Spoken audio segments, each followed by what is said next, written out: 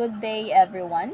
Today, me and my co-reporter IC Divaras will going to discuss about environmental history, lesson 19. So, before we start, we are going to tackle about some key concept.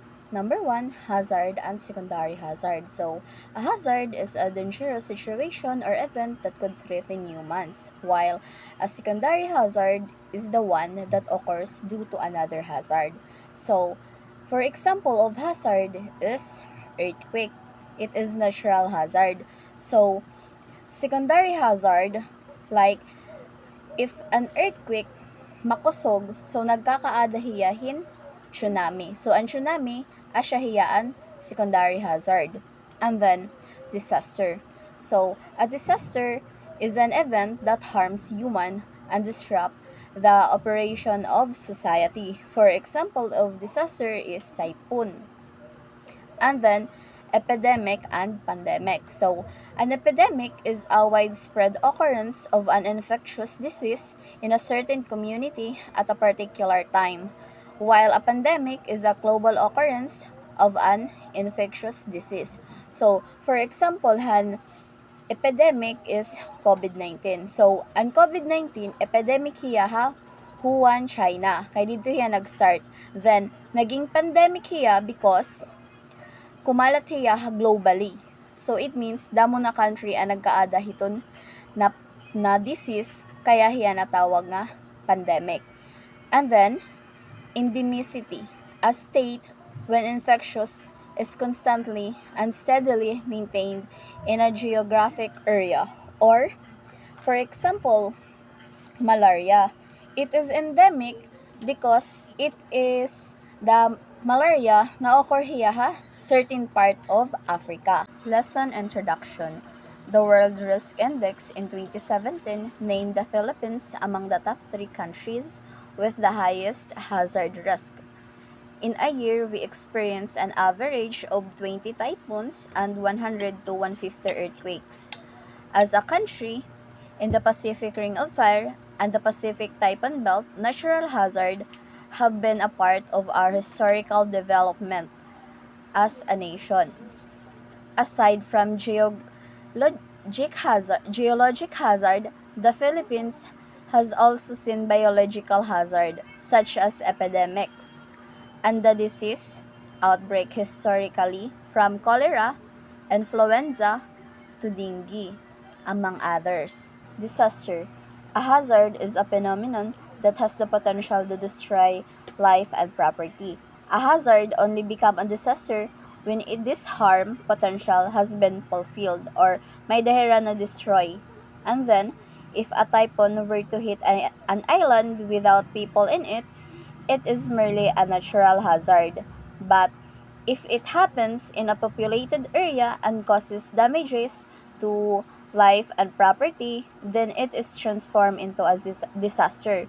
So, matatawag lahiya nga na disaster if ito na typhoon or ito na bagyo tumamahiya populated area. Pero if ito na bagyo tumamahiya particular area na waray people or diri naka-destroyhin property and life and people, na tatawag hiya nga natural hazard. And then earthquakes occur at an average of 5 times a day, most of which are too faint to be felt. We have 220 volcanoes, around 25 of which are classified as active, with the 3 most active, Mayon Volcano in Albay, Taal in Batangas, and Canlaon in Negros, erupting 98 times between 1572 and 1992, 41 of which were described as destructive. On average, one major volcanic event happened every decade. Tsunami connected to earthquakes and volcanic eruption also occur.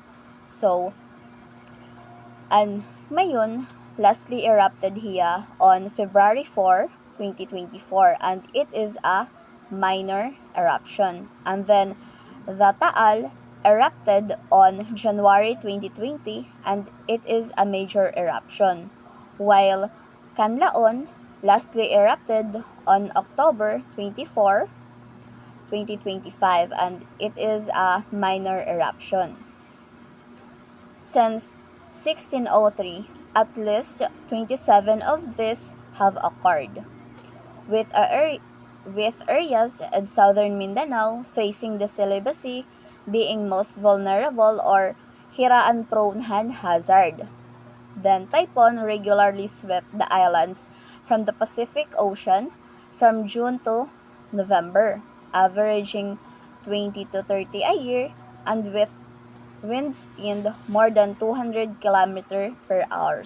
Secondary hazard related to seismic, earthquake, volcanic eruption, and meteorological or typhoons event also pose disaster threats. Earthquake cause soil liquefaction or the loss of soil strength, causing infrastructure to tilt backward, or with volcanic eruption are lava flow and lahar, the pyroclastic material composed of boulder, pebbles, sand, dust, and gas in a dense mud-like form.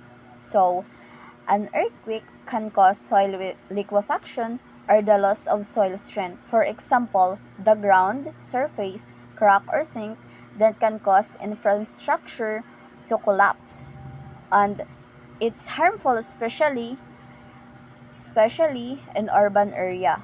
So, lahar is a fast-moving mud flow or debris flow of volcanic material and water travel down the lobes of volcano. For example, Hanlahar, the Mount Pinatubo Lahar occurred after its 1991 eruption. Buried towns like Bacolor, Pampanga also destroy Bamban Bridge. This section discusses historian Greg Bankoff's work, particularly his book Cultures of Disaster, Society and Natural Hazard in the Philippines. Bankoff highlights the limited records of disaster in the Philippines during the Spanish colonial period, predominantly detailing events in Manila and Central Luzon while neglecting the Visayas and Mindanao. Notable disasters include the catastrophic year of 1641, marked by earthquakes, storms, and volcanic eruptions. The 1754 eruption of Taal volcano, which caused significant destruction, resulting in days of intense darkness and the destruction of 3 towns, and the flooding of Lake Bumbun, and a strong typhoon in 1762 that impacted British ships. Additional earthquakes occurred in June 1863 and July 1880. So, the Manila Observatory, established in 1865, marked the beginning of systematic recording of data. Enhancement in measuring devices occurred between 1881 and 1889, and support continued during the American occupation, leading to establish of a weather bureau. This advancement facilitated meticulous data collection regarding contemporary hazard. So, when they gather this data, they are very careful and precise. Records indicate a consistent rise in earthquake occurrence due to improved data collection. This earthquake ranged from mild tremors to devastating events, with 74 major quakes recorded from 1599 to 1990s. Enhanced 20th century data have uncovered areas more susceptible to earthquakes, notably the northern tip of Luzon, Manila, and various regions in Mindanao. The most catastrophic recorded disaster occurred in Moro Gulf in 1974, near Sulu and Mindanao, where an 8.0 magnitude earthquake triggered tsunami about 4 to 5 meters or 13 to 16 feet high, resulting in at least 5,000 deaths and displacing 90,000 individuals. Volcanic eruptions, while less frequent than earthquakes, can be highly destructive, with Mayon and Taal being notable examples. Historical records indicate that 12 volcanoes have been active, yet their activity can be unpredictable, as exemplified by Mount Pinatubo's 1991 eruption after 600 years of dormancy. Increased seismic activity often precedes these eruptions. Mayon has erupted 58 times since 1616, with its notable 1814 eruption causing significant damage to nearby towns of Kamalig, Cagsawa, Budyao, and Ginubatan. Taal had 35 eruptions since 1571, and the recently is year 2020, with the 1911 eruption resulting in 1,335 fatalities. The other active volcanoes include Hibok-Hibok in Camiguin Island, 19 eruptions, Bulusan and Sorsogon, 17 eruptions, and Canlaon in Negros, 19 eruptions, which contributing to volcanic landscape of the region. Tropical cyclones and typhoons are significantly more destructive than earthquake and volcanic eruption. Tropical cyclones contribute to agricultural rainfall, while typhoons are more catastrophic. The Philippines experiences around 25% of global tropical cyclone and typhoons, primarily affecting its eastern regions, and those areas are more exposed. In Filipino, the terms of both are combined into a single word. It is bagyo or bagyo. And tropical cyclone is a generic scientific term for this storm, while typhoon is the name given to this storm when they occur in the northwestern Pacific Ocean. Records of significant tropical cyclone indicate a pattern in their occurrence and impact. Historically, remarkable typhoon events occurred twice every 11 years in the 18th century and twice every 9 years in the 19th century, averaging 5 to 6 events per lifetime. The typical duration of this storm was 4 to 6 days, with the Philippines averaging 1 day longer. They were notably more frequent from July to November, with 302 out of 397 recorded cyclones occurring in this period between 1880 and 1898. Climate change is altering the characteristic of this storm, with increased strength and frequency noted. Typhoon Yolanda, or has international name Haiyan, one of the most deadly, hit in November 2013, lasting 8 days and resulting in over 6,000 deaths and significant economic damage. So, Typhoon Yolanda triggered storm surge about 7 meters in Tacloban City, which took many lives, and that Bagyong Yolanda became part of the history of Eastern Visayas, where every November 8, people praying for the dead and lighting candles on the road, especially in Tacloban City. Recent strong storms include Typhoon Rolly, or has the international name Goni, in 2020, and Typhoon Ferdy, or has international name Mirante, in 2016. The document discusses the concept of secondary hazard known as epiphenomenal hazard associated with natural events like tropical cyclones, typhoons, volcanic eruption, and earthquakes. It highlights that this event can lead to flood and storm surge, with historical record indicating that northern Luzon faced the highest number of floods between 1691 and 1911, despite the exclusion of Mindanao, which accounted for around 20% of all floods. The region, most at risk of storm surge from 1897 to 1984, included the Visayas and northern Luzon, with Typhoon Yolanda in 2013, exemplifying devastating storm surge in Samar and Leyte. Additionally, the southern coast of Mindanao facing the Celebes Sea has been particularly vulnerable to tsunami or hiraan-prone Han tsunami. Mount Pinatubo was considered dormant for 600 years, show sign of eruption in 1991 supported by local Aitas folklore. So, the folklore memories among Aitas who warn their misbehaving children that Apo Pinatubo na Malyari will wake up and start throwing stone.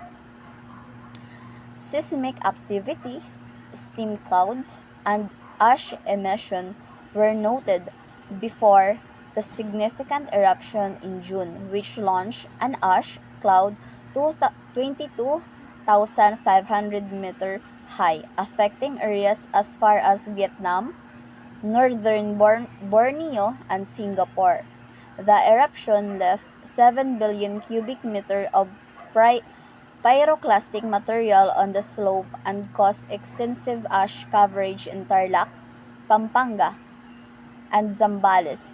The resulting lahar worsened by a typhoon devastated the landscape. The eruption alongside the Mayon eruption in 1993 ultimately displaced 1,253,079 people due to the direct and indirect consequences of this volcanic.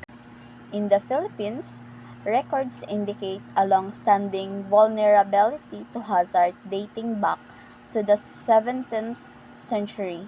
Significant contemporary disaster began with a catastrophic earthquake on July 16, 1990, registering magnitude of 7.7 and 8.0, particularly affecting Central Luzon, resulting in approximately 1,666 fatalities, over 1 million homeless, and extensive destruction of buildings, and also 1,000 went missing and 3,000 were injured, and another 1 million people were affected. Another earthquake in Oriental Mindoro in November 1994 killed 83 and injured 430. Additionally, from November 10 to 14, 1990, Typhoon Ruping devastated Cebu and impacted numerous other regions. The following year witnessed the eruption of Mount Pinatubo, compounding the damage from previous natural disaster. In 1991, a disaster in Ormoc Leyte caused by a weak tropical cyclone and torrential rainfall resulted in more fatalities than the combined toll of Baguio, Pinatubo, Mayon, and Typhoon Ruping. Within 3 hours, water levels surged over 6 meters or 20 feet due to runoff from denuded mountain slopes, leading to 5,365 deaths and 2,046 individuals reported missing.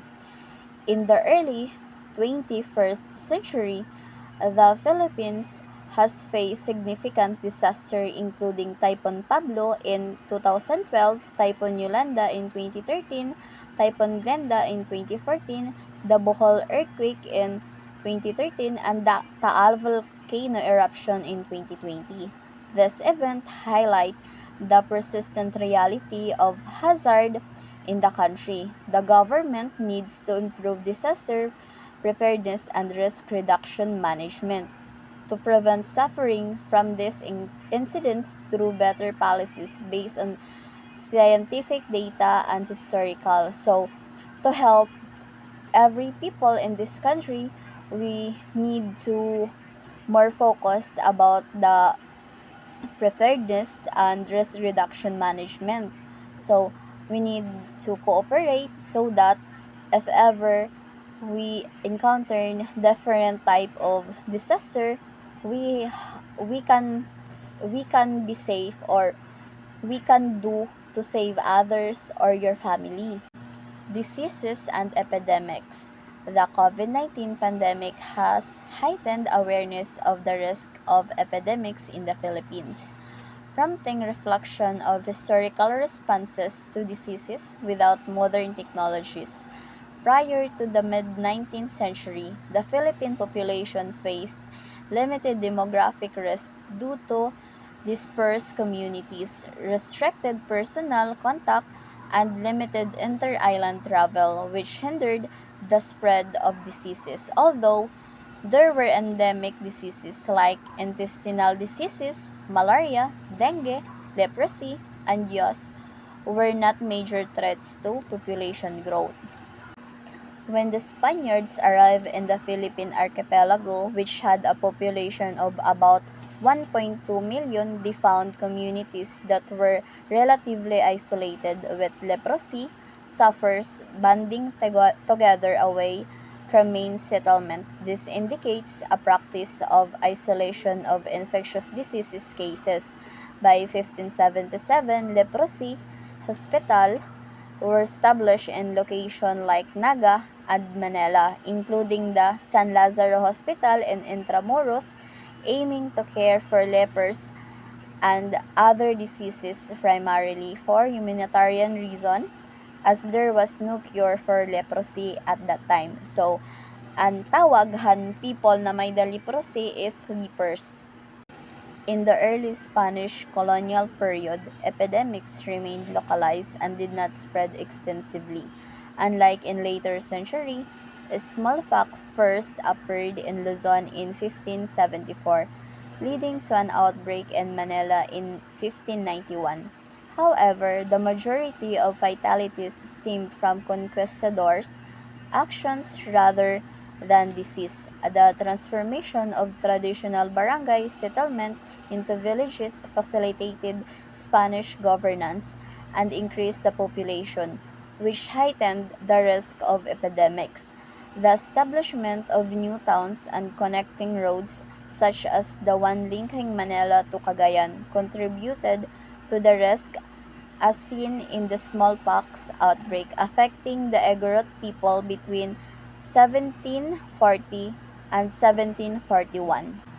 In the 19th century, the Philippines expanded commercial relations and rapidly growing port areas such as Sool, Manila, Legazpi, Cebu, Iloilo, Tacloban, and Zamboanga facilitated trade and allowed foreign vessel access. This development created favorable geographical conditions that contributed to the unchecked spread of communicable disease among the local population. In 19th century in the Philippines experienced an agricultural and commercial revolution driven by a cash crop economy. This economy boom increased contact with effective human and animal hosts and altered the Filipino diet, leading to reliance on imported rice that contributed to vitamin B1 deficiency diseases like biri-biri. The settlement and plantation established spurred population movement, contrasting the previously sedentary settlement, and attracted Chinese migration, particularly from Amoy or Seamen and Hong Kong. Improved transport, notably through steamship, facilitated faster distribution of goods and transmission of infection. By the country's end, the Philippines faced frequent pandemic outbreaks, and measures such as quarantine, introduced by Spain, were largely effective in controlling disease spread.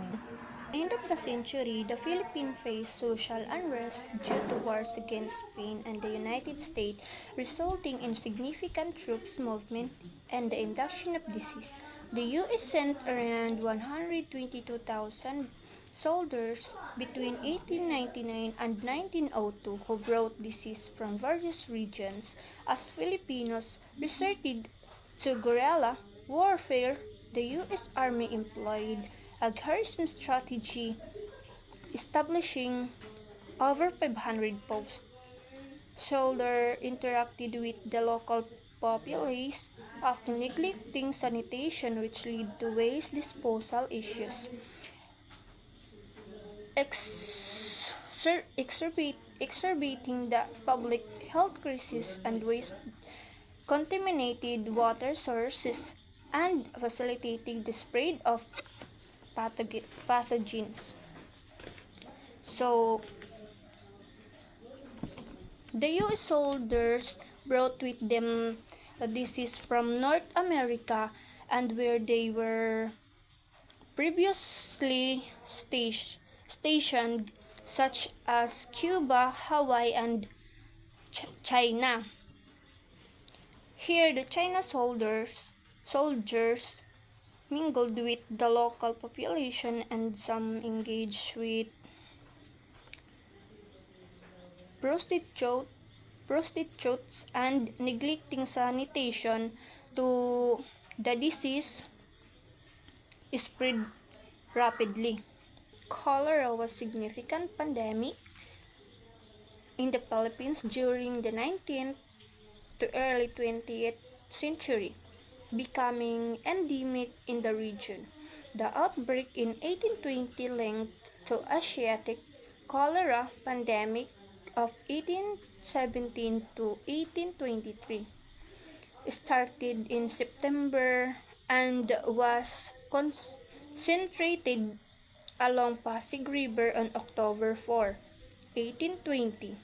Although exact mortality rates were not recorded, witnesses described a severe epidemic with corpses being transported to Manila street day and night, leaving insufficient people to care for the ill or bury the dead. The crisis followed unrest with riots arising from rumors the foreigners were tainting water supply, leading to violence against foreigners in areas such as Manila, Cavite, Tondo, and Binondo. The cholera is an infectious and often fatal bacterial disease contracted from infected supply water supply and food, cause severe vomiting, diarrhea, and several European and Chinese killed. The major cholera outbreak linked to Asiatic cholera epidemics occurred in the Philippines in 1882 to 1883 and 1888 to 1889 outbreaks, starting in Manila on August 20, caused catastrophic mortality with estimate of 1,300 daily deaths, totaling in 15 to 20,000, leading to mass burial due to corpses blocking streets and cemeteries. Cholera spread to nearby provinces in 1883. The 1888 outbreak was mitigated by a new water project in Manila. Additionally, a SARS outbreak in 1902, believed to originate from China, resulting in an official death count of 109,461,000 through eyewitnesses claim over 200,000 deaths. So, the corpse blocking street around San Lazaro Hospital, which source of water from the Marikina River. The America Commissioner implemented quarantining measures for Manila's water supply, established a Colares hospital in a marge of analyzing suspected cholera deaths, and a crematorium resistant from Filipinos arose due to the perceived ineffectiveness of these hospitals. The cholera epidemic eventually diminished in 1904, aided by the rainy season and typhoons that cleansed water sources. So the mm, resisted resisted this anti-cholera measure as cholera hospitals were deemed ineffective. The epidemic in 1904, as the rainy season and typhoons flushed water sources. The American implemented health measures including the establishment of a leper colony in Cauayan, Palawan, which faced in beriberi outbreaks in 1909. Prior beriberi epidemic occurred in Bilibid prison in Manila in 1901 and 1902. Manageable through diet modification, the American demonstrate more effective disease management than Spaniards, notably overcoming a smallpox epidemic from 1918 to 1919. Their intervention led to the eradication of endemic smallpox in the Philippines by 1930, making the first ASEAN region to achieve this milestone. So the American proved more effective than Spaniards in managing diseases in their territories, as evidenced by the smallpox epidemics from 1918 to 1919. Environmental degradation. Climate change significantly impacts the Philippines' agricultural economy, leading to social inequality, displacement, and violent conflict. This degradation manifests through over-extraction of resources and deforestation. The historical context dates back to the 16th century during Spanish colonization, when the Regalian Doctrine mandated an identification of resources in newly discovered lands. The Spanish Inspection General de Minas later documented mineral resources, notably copper, found in Antique during the mid-80s. The Spanish Inspection General de Minas was able to produce a mineral map collating information of observation on mineral in the archipelago. They found most copper in the mid-18s in Antique. The Royal Decree of May 14, 1867 states, Article 1. Precious stone and also dense, properly metalliferous,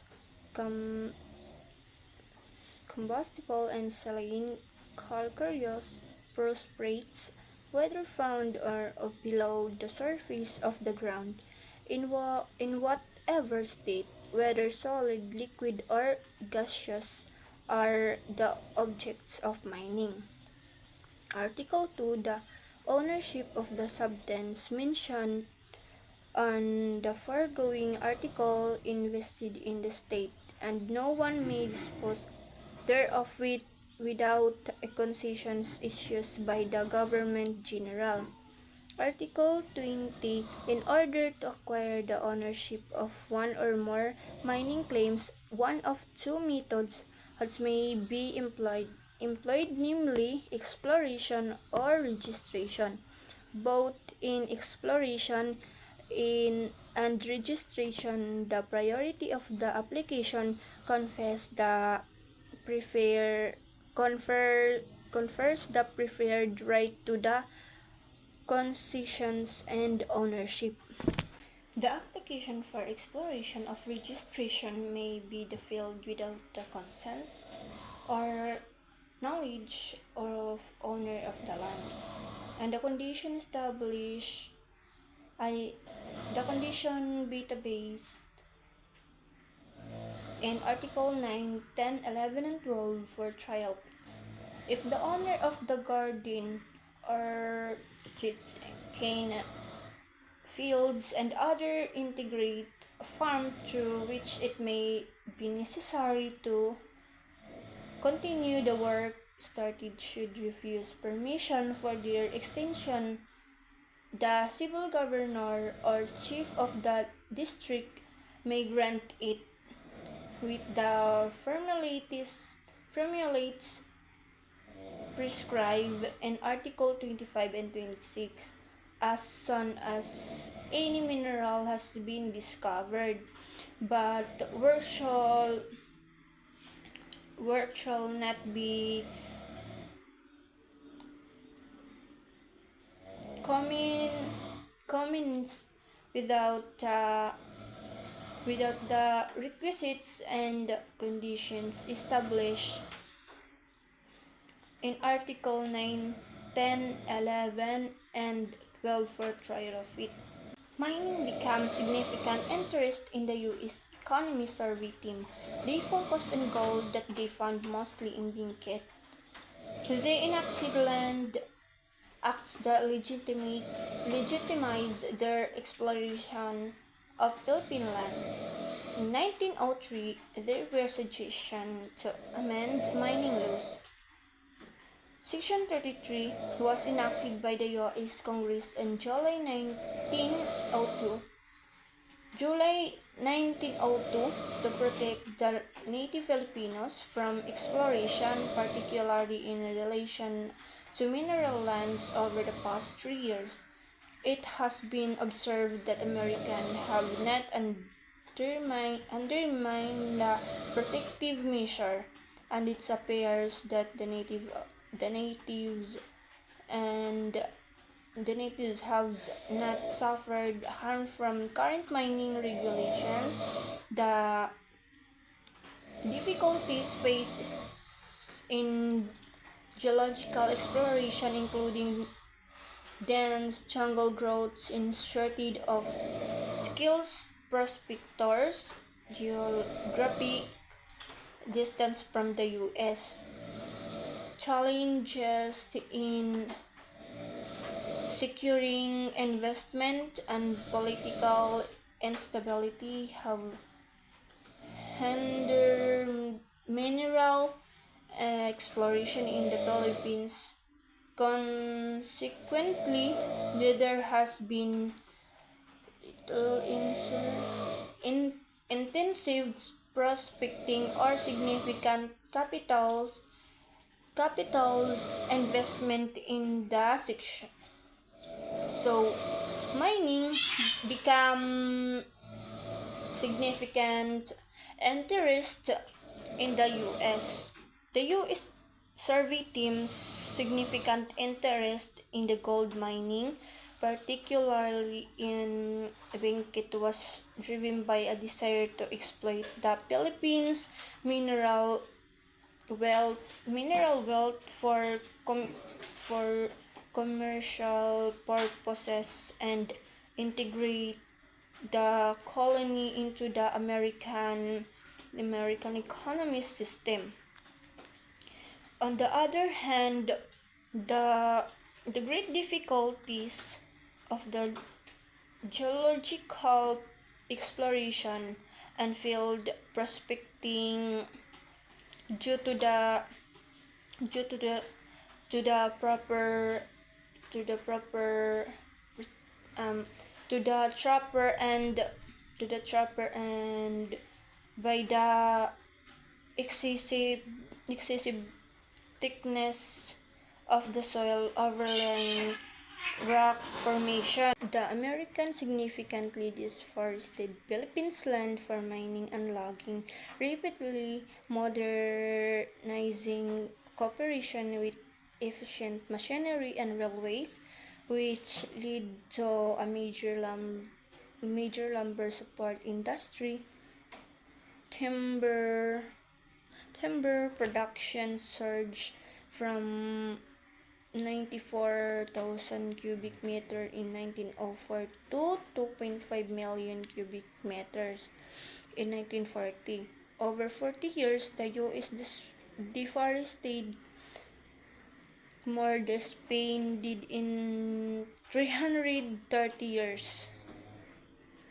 After after the World War II, these were no logging restrictions until the 1950s, leading to the American, ay, leading to which prompted in Bureau of Forestry to impose limits. The depletion of natural resources significantly impact in Filipino society, especially among indigenous peoples living in forest areas, as highlighted by 1990 study by G. Eder. Study by Eder.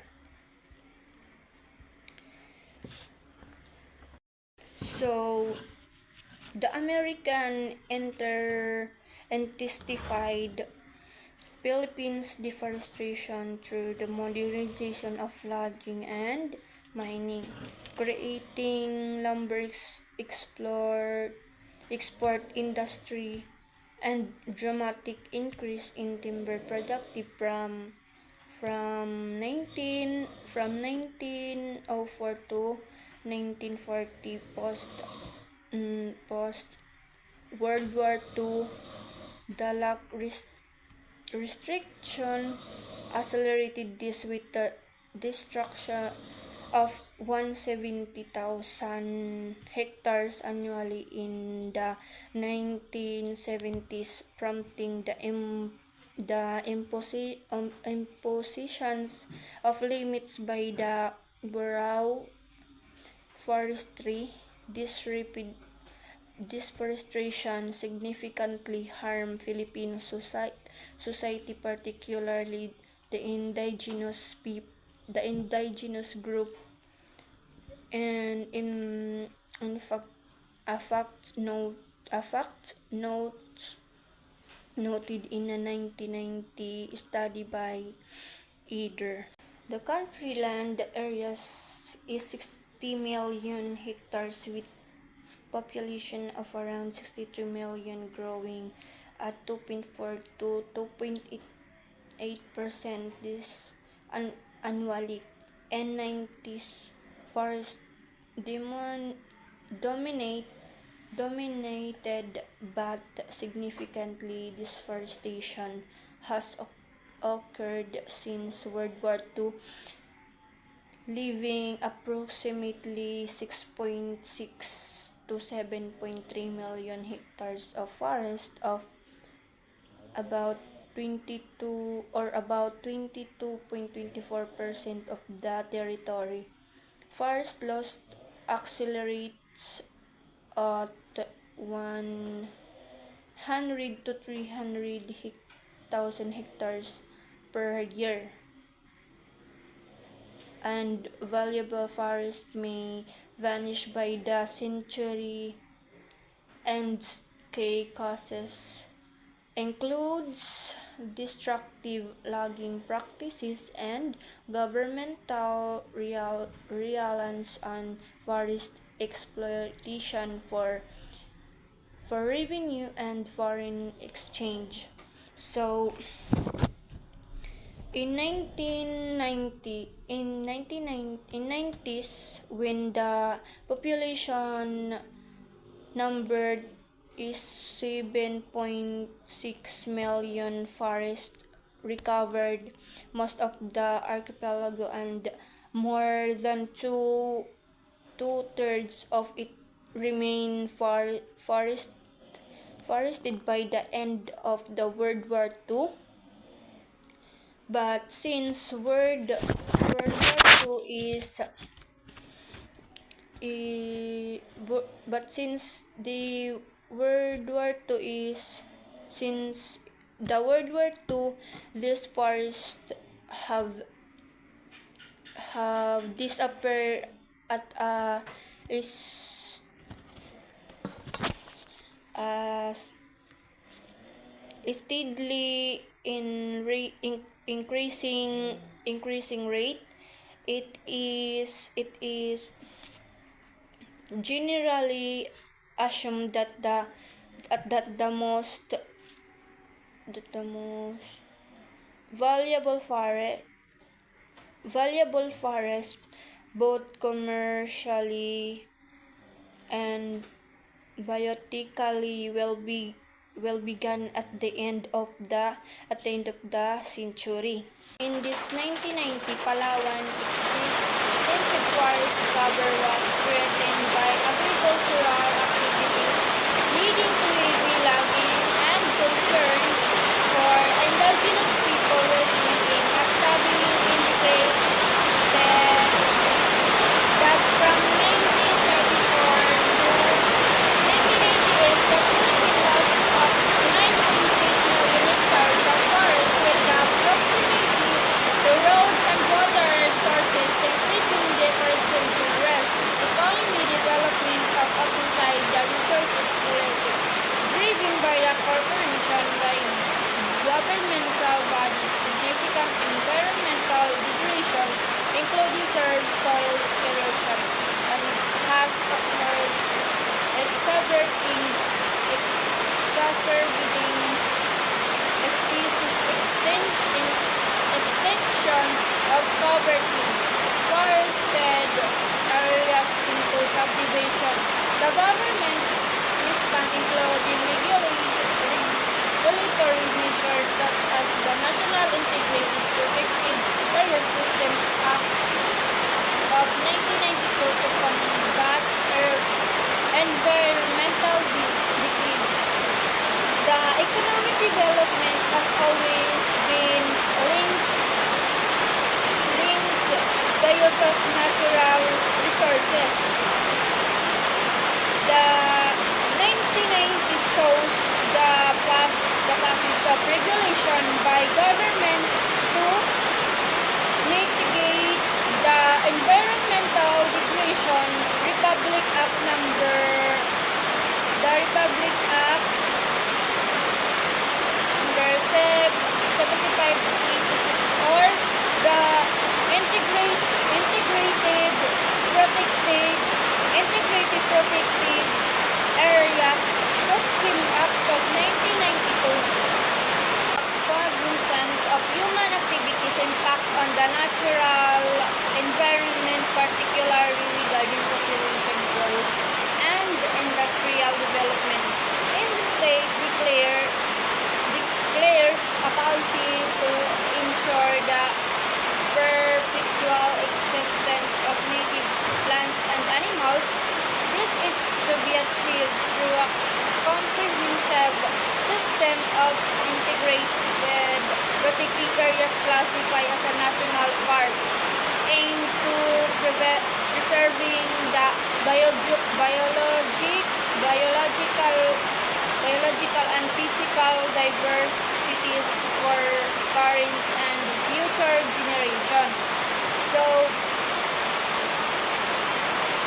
hereby the policy of the state serves secure for the Filipino people to present the future generation the perpetual existence of the all natives, plants and animals through the establishment of the comprehensive system of integrated protective areas within within the classification of the natural parks as provided for the provided as for the provided for in the Constitution, Executive Order number 263 of 1995.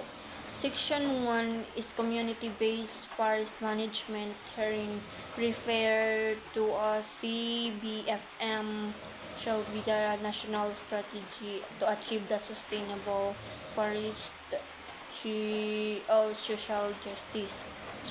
Section 2 is the DENR through its community and provincial environment and natural resource office in coordination with the local government units and the Department Interior and Local Government or the DILG shall at all time take into account that needs aspiration to the local communities whose livelihood depends of the forest land. So the DENR with the local government units and the DILG must consider the needs of the local communities relying on the forest land. Section 3 is participating organized the community may be granted access to the forest land resource under long-term tenure agreements, provided the employ environment-friendly, ecological, sustainable, and labor-extensive harvesting method, such harvesting methods shall be mentioned under the site-specific management plan of each recipient's community and duly approved by the DENR.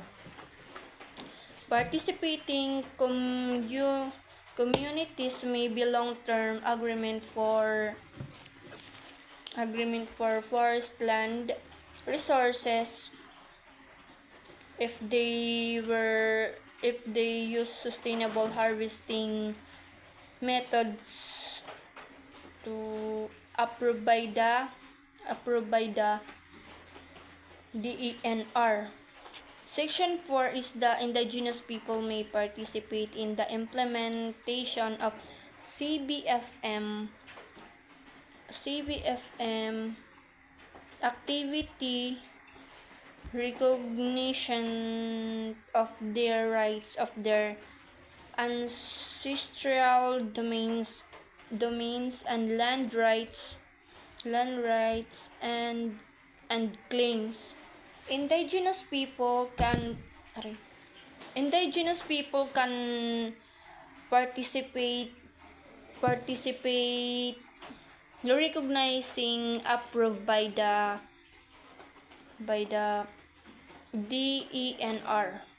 Despite the protective measure on the environment, the same year also saw the passage of Republic Act No. 7942 or the Philippines Mining Act of 1995. All mineral resources in the public and private lands within the territory and exclusive economic zone of the Republic of the Philippines are owned by the state. It shall be the responsibility of the state to promote their regional exploration, development, utilization, and conservation through the combined efforts of government and the private sector in order to enhance national growth in a way that effectively safeguards the environments and protect the rights of affected communities. Minerals resources are known by the state and the exploration, development, utilization, and processing thereof shall be under the full control and supervision.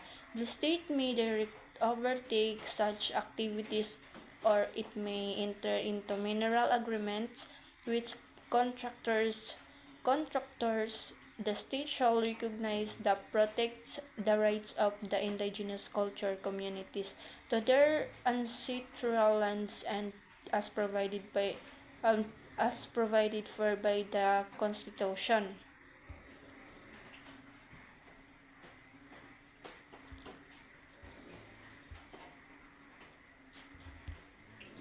So all minerals in the Philippines are owned by the state which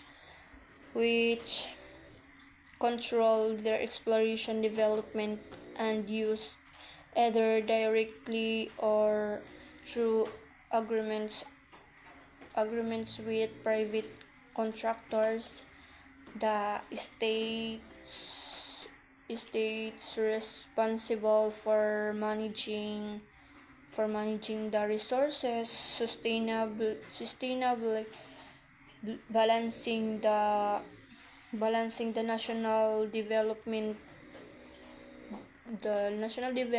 with environmental protections and the rights of the effective communities including indigenous culture community. By the 2000s, the Philippines faced significant biodiversity issues including species extinctions and extinctions of ecological unsustainability exacerbated by the tourism's pressures. Tourist destinations like Boracay and Palawan experience environmental degradation due to the insufficient tourism and environmental planning. In response, the Environmental Planning Act was enacted in 2013. Section 2 Declaration of Policy. The state recognized the importance of environmental planning in nation building and development. Hence, it shall develop and nurture competent, virtuous, productive, and well-rounded professionals, environmental planner, those whose standard of practice and serve shall be excellence, world-class and globally competitive through honest, effective, relevant, and credible licensure examination and through regulatory program measure and activities that foster their professional growth, social responsibility, and development.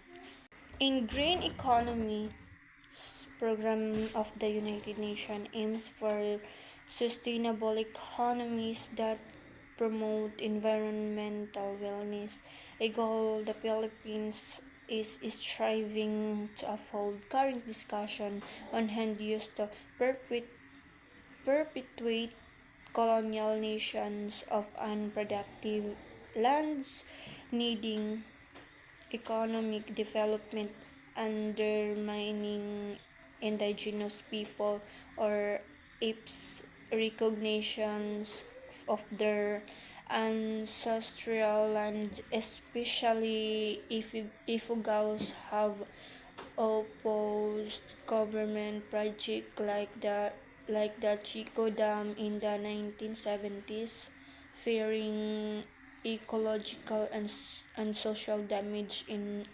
2019, the Philippines was reported as the most murderous country for environmental defenders, highlighting the danger faced by advocates like Brandon Lee.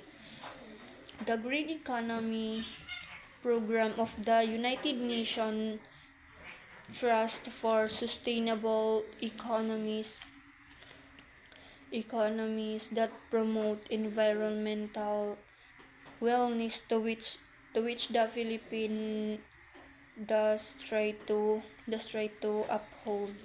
In the Ifugao culture, when you are buried in the coffin, you are buried with a blanket, and Ifugao blanket. It is called gamong. The military sent an image of an gamong with a palm.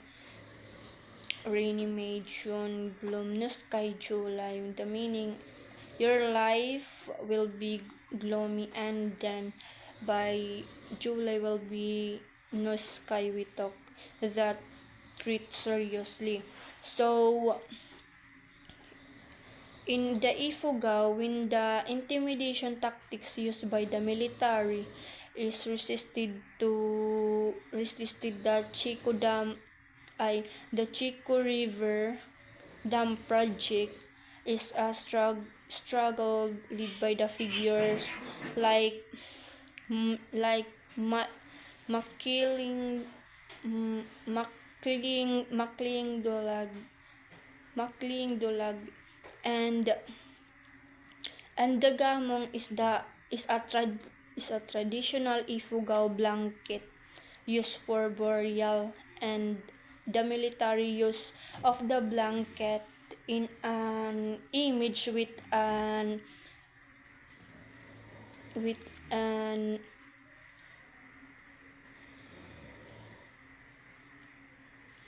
menacing the concept of death, which is the no sky, to intimidate their opposing their project. The Cordillera region is important to mineral, logging, and power industry. The hosts the country's highest hydropower resources potential, situated in the headwaters of Luzon Major River. The Philippines now has a national breeding program with a forest and landscape restoration project to regain forest cover and eventually mitigate the effects of climate change, reduce poverty, secure food supply, and conserve biodiversity. But all these programs will be effective only if indigenous and community-based concepts are recognized and embedded into whatever economic development program. Larky in 1582 describes the beliefs of the early Filipinos in nature's reproductive and destructive power, and how they would be its guardian de Anito. These beings were called Anitos, and each Anito had a special office. Some of them were for the field, and some of those for those who journey by sea, some for those who went to a war, and some of diseases. Each Anito was therefore named for his office, and there was, for instance, the Anitos of the fields and the Anito of the each one according to his office rank. To these Anitors to these Anitos, the people offered sacrifices when they desired anything to each one recording to his office. So regarding the Lorca in 1582 is the beliefs the early Filipino believes in nature's power and appease its guardians called Anitos. And Anitos were the spirits, the deities, and the ancestor spirit, each having a special function or office. There will and also there were specific Anitos for field, sea, journey, and also war and diseases and rain. And the people offer sacrifices to the specific anito corresponding to their needs or desire.